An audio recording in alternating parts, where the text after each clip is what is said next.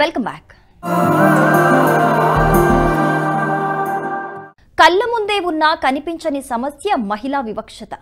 ఎంత వయసొచ్చినా నీకేం తెలీదు అనే తల్లిదండ్రులు, ఎంత పని చేసినా కూర్చుని తినడమే కదా నీ పని అనే భర్త, పేదరికానికి బలైపోయే చిన్నారి పెళ్లి కూతుళ్ళు, కట్నం ఇవ్వనిదే జరగని పెళ్లిళ్ళు, శ్రమకు తగ్గట్టుగా దక్కని వేతనాలు, కడుపులోనే కరిగిపోయే పసిపిండాలు. ఈ గండాలను ఎవరూ చూడరు, చూసినా ప్రశ్నించరు. ఇవన్నీ సొసైటీ ఆమోదిస్తోంది.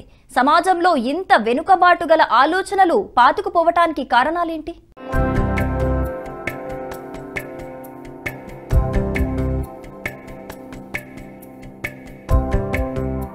నరనరాల్లో జీర్ణించుకుపోయే పురుషాధిక్యత, పితృస్వామిక భావాజాలమే మహిళలపై జరుగుతున్న దారుణాలకు కారణమని స్త్రీవాదులు అంటున్నారు. అడుగడుగునా పురుషులే గొప్పవారు అనే ఆలోచనలు మహిళలను రెండో తరగతి పౌరులుగా ఉండిపోయేలా చేస్తున్నాయని అంటున్నారు.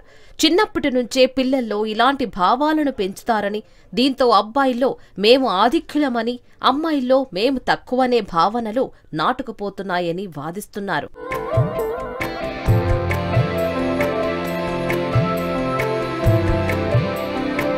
ప్రపంచంలో అనేక దేశాల్లో ఈ పరిస్థితి ఉంది. బడి చదువుల్లోనే పిల్లల్లో లింగ వివక్షతను నూరిపోస్తున్నాయి.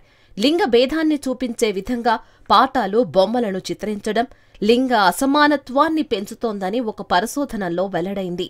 బాలబాలికల ఆలోచన రీతులను చిన్న వయసు నుంచే వివక్షాపూరితంగా ప్రభావితం చేసే ఇలాంటి పాఠ్యాంశాల జాబితాకు అంతులేదు. ఈ జాడ్యానికి భౌగోళిక సరిహద్దులు లేవు.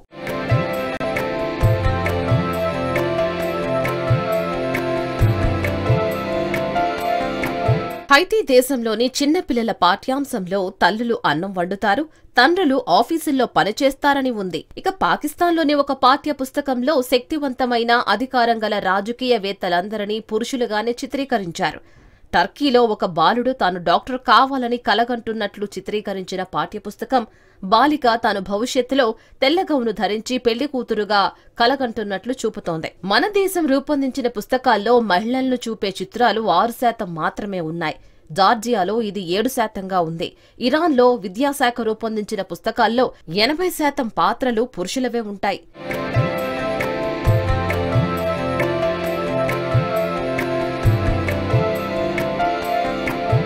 వాస్తవానికి వ్యవసాయం, పారిశ్రామిక రంగం, రాజకీయం ఇలా ప్రతి రంగంలోనూ పురుషులతో పాటు మహిళలు శ్రమిస్తున్నారు. ఒకప్పుడు కింది స్థాయి ఉద్యోగాలకే పరిమితమైన మహిళలు తమదైన శక్తి యుక్తులతో నాయకత్వ స్థితిలో, ముఖ్యమైన బాధ్యతల్లో సమర్థవంతంగా విధులు నిర్వర్తిస్తూ ఉత్పత్తి రంగంలో కీలకంగా ఎదుగుతున్నారు. ఉపగ్రహాల ఉనికిని ప్రశ్నించేందుకు రాకెట్లా దూసుకుపోతున్న దగ్గర నుంచి ఆ రాకెట్టు వేగానికి కావాల్సిన సాంకేతిక నైపుణ్యతను సాధించడంలో మహిళలు ఎంతో ఎత్తుకు దూసుకుపోతున్నారు. నటిగా, నర్తకిగా, గాయనిగా, రచయితిగా, కవయిత్రిగా, క్రీడాకారిణిగా ఇలా లలిత సాహిత్య కళల్లో మహిళలు ముందున్నారు.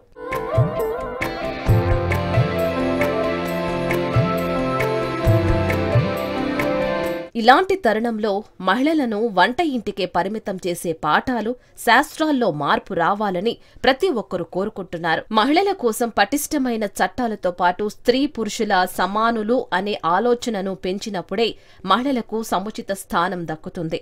దీనికోసం అవగాహన కార్యక్రమాలను పెంచాలి. బూజు పట్టిన పాత పాఠ్యాంశాలను మార్చాలి. మహిళలను మనిషిలా చూడని శాస్త్రాలకు స్వస్తి పలకాలని మహిళలు కోరుకుంటున్నారు. అప్పుడే లింగ వివక్షత లేని సమాజంలోనే మహిళల అభివృద్ధి, ప్రగతి సాధ్యమవుతాయని అంటున్నారు.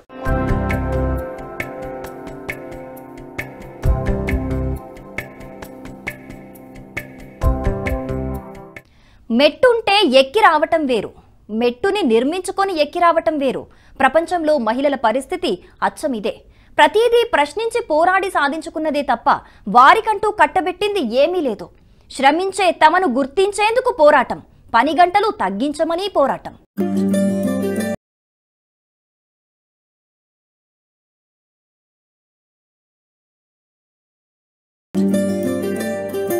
మహిళలకి పుట్టిన దగ్గర్నుంచి పోరాటం తప్పదు. చదివించమని, అప్పుడే పెళ్లి వద్దని, ఉద్యోగం చేస్తామని కుటుంబ సభ్యులతో పోరాటం చేయాల్సిందే. అవన్నీ దాటుకుని బయటికొస్తే ఉద్యోగం కోసం, ఉద్యోగం నిలబెట్టుకోవడం కోసం ఇలా అన్నింటికీ పోరాడడం మహిళలకు తప్పడం లేదు. చివరికి శబరిమలలో దైవ దర్శనం చేసుకోవడానికి పెద్ద ఉద్యమమే చేయాల్సి వచ్చింది. హక్కును సాధించిన భక్తుల నుంచి తీవ్ర వ్యతిరేకతపైన పోరాడాల్సి వస్తుంది. ఓటు హక్కు కోసమే దశాబ్దాల తరబడి మహిళలు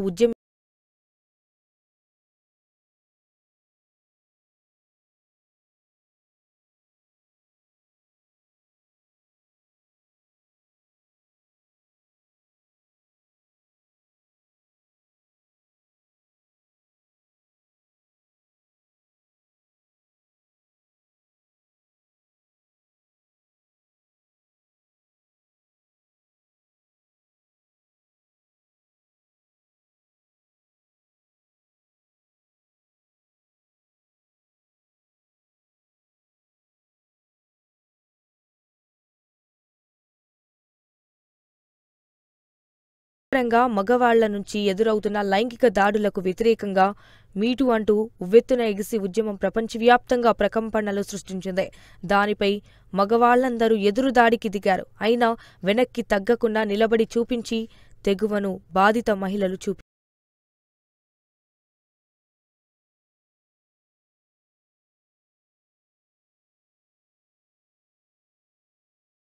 మహిళల జీవితాన్ని మెరుగుపరచకపోగా మరింత సంక్లిష్టం చేసింది. భూస్వామిక సమాజం మహిళని భోగవస్తువుగా చూసింది. శాస్త్ర సాంకేతిక పరిజ్ఞానం విస్తరించిన ప్రపంచీకరణ క్రమంలోనూ మహిళని చూసే దృక్పథంలో మార్పు లేదు.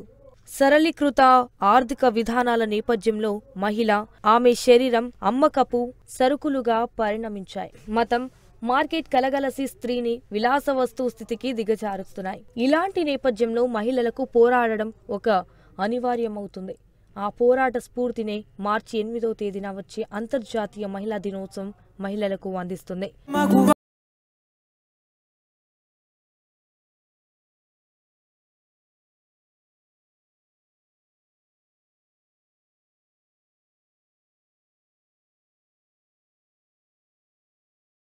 మహిళల కంఠాలన్నీ ఏకమై గర్జిస్తున్నాయి. చైతన్యం పెరుగుతున్న కొద్దీ సకల రంగాల్లో ప్రశ్నించే గొంతుల సంఖ్య పెరుగుతుంది. విభిన్న రంగాల మహిళలు గొంతు సవరించుకుంటూ సామాజికోద్యమాల్లో భాగస్వాములవుతారు. ఉద్యమాల వెల్లువనే మహిళల సాధికారతని, సమానత్వాన్ని సాధించడానికి తోడ్పడుతుంది.